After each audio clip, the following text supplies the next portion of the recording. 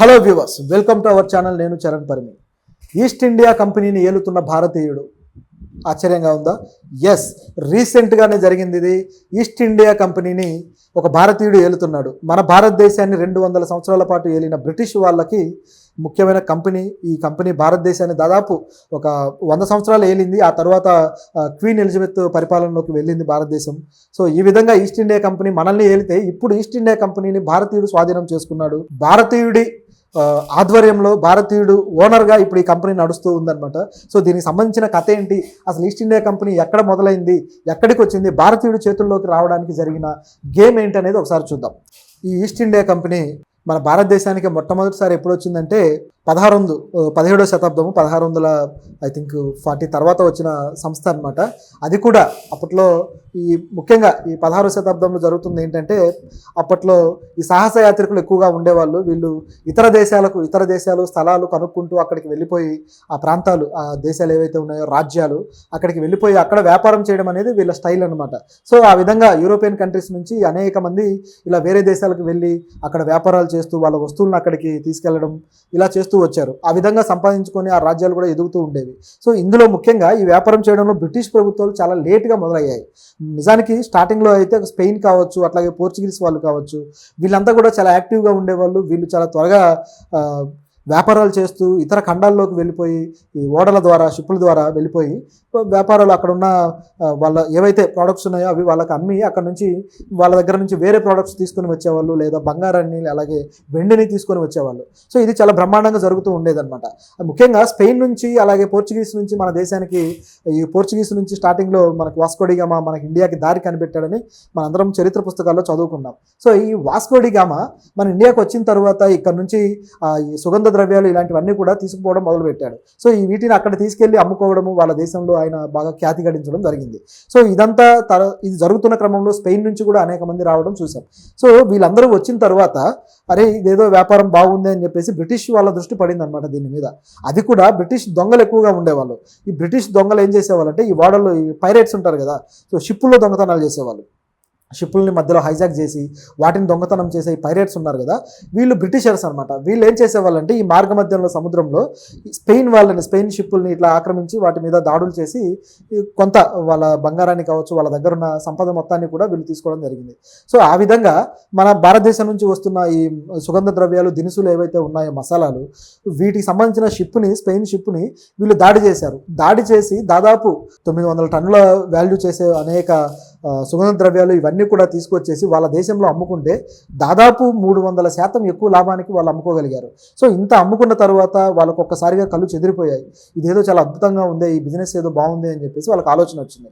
So భారతదేశానికి వెళ్ళి ఇలాంటివి తీసుకొచ్చి మనం అమ్ముదాం, బిజినెస్ చేసుకుందామని ఆలోచించి ఆ టైంలో ఒక స్పెయిన్కి సంబంధించిన వ్యాపారస్తుడు ఏం చేశాడంటే, బ్రిటిషర్స్ని దాదాపు 16 మందిని కూడా తీసి వ్యాపారస్తుని వీళ్ళందరినీ కలిపి ఈస్ట్ ఇండియా కంపెనీ అని చెప్పేసి ఒక కంపెనీ ఏర్పాటు చేయడం జరిగింది. సో ఈ ఈస్ట్ ఇండియా కంపెనీ మన దేశానికి వ్యాపారం చేయడం కోసం అప్పుడు బయలుదేరి వచ్చారు. అది కూడా క్వీన్ ఎలిజబెత్ నుంచి వాళ్ళు ఒక పత్రాన్ని తీసుకొని వచ్చారు. అంటే పర్మిషన్, బిజినెస్ చేసుకుంటాం మేము అని తీసుకొని ఇండియాకి రావడం జరిగింది. ఇండియాకి వచ్చిన తర్వాత ఇండియాలో మొఘల్ చక్రవర్తిని కలిశారు. అది ఆగ్రాలో మొఘల్ చక్రవర్తిని కలిసి మేము ఇట్లా బిజినెస్ చేసుకుంటామని ఆయనకు వినతి పత్రం ఇవ్వడం జరిగింది. ఇచ్చిన తర్వాత మొఘల్ చక్రవర్తి మొదట్లో అంగీకరించలేదు. అప్పటికే స్పెయిన్ వాళ్ళు, పోర్చుగీస్ వాళ్ళు బిజినెస్ చేస్తున్నారు మన ఇండియాలో, కానీ బ్రిటిషర్స్ని ఆయన అంగీకరించలేదు. మరి ఎందుకు కారణం ఏంటో తెలియదు, కానీ ఆయన అలాగే ఉండుంటే బాగుండేది.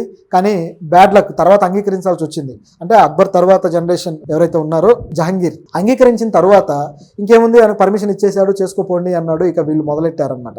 వీళ్ళు మొట్టమొదటిగా సుగంధ ద్రవ్యాలు వీటి మీద దృష్టి పెట్టి ఎగుమతి చేయడంతో ప్రాసెస్ మొదలుపెట్టి ఆ తర్వాత బాగా డెవలప్ అయిపోయి వీళ్ళ తొలి కర్మాగారాన్ని వీళ్ళు సూరత్లో పెట్టడం జరిగింది, గుజరాత్లో. సో అక్కడ నుంచి వీళ్ళు ఇంకా వ్యాపారాలు కొంచెం పెంచుకుంటూ వచ్చారు.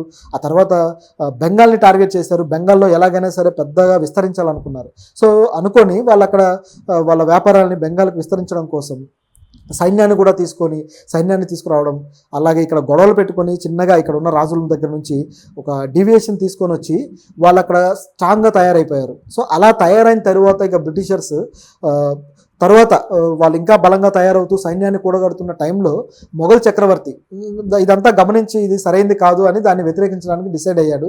సో గట్టిగా వాళ్ళని వ్యతిరేకించాడు, కానీ వీళ్ళు వెనక్కి తగ్గలేదు. ఇలా కూడగడుతూ వచ్చాడు. ఆ తర్వాత ఇక వీళ్ళకు ముఖ్యంగా బాక్సర్ యుద్ధం 1764లో బాక్సర్ యుద్ధం జరిగింది. సో ఈ బాక్సర్ యుద్ధంలో వీళ్ళు మన ఇండియన్ రాజుల్ని ఓడించిన తర్వాత మరింత బలంగా తయారైపోయారు. సో ఇలా బలంగా తయారయ్యి అక్కడ నుంచిగా ఈస్ట్ ఇండియా కంపెనీ పరిపాలన భారతదేశాన్ని చేయడం మొదలుపెట్టింది. సో బెంగాల్ని వీళ్ళు రాజధానిగా చేసుకొని అక్కడ నుంచి పరిపాలన మొదలుపెట్టారు. చాలా పరిపాలన చేసుకుంటూ వీళ్ళు ఇక్కడ వ్యాపారాలు స్థిరంపరచుకొని వీళ్ళు తర్వాత మళ్ళీ మహారాష్ట్ర మీద టార్గెట్ చేశారు. మహారాష్ట్రలో కూడా వీళ్ళకి అనేక ఇబ్బందులు ఉన్నాయి. ఈ పీష్వాల పరిపాలన జరుగుతూ ఉంది. సో వాళ్ళు ఒప్పుకోలేదు. అక్కడ కూడా వాళ్ళు చాలా కాలం పోరాడి పీష్వాలను కూడా అణచివేశారు. ఆ తర్వాత చూసుకుంటే అలాగే సౌత్లో కూడా టిప్పు సుల్తాన్, అలాగే మరికొంతమంది హైదర్ అలీ, వీళ్ళంతా కూడా టిప్పు సుల్తాన్ ఫాదర్.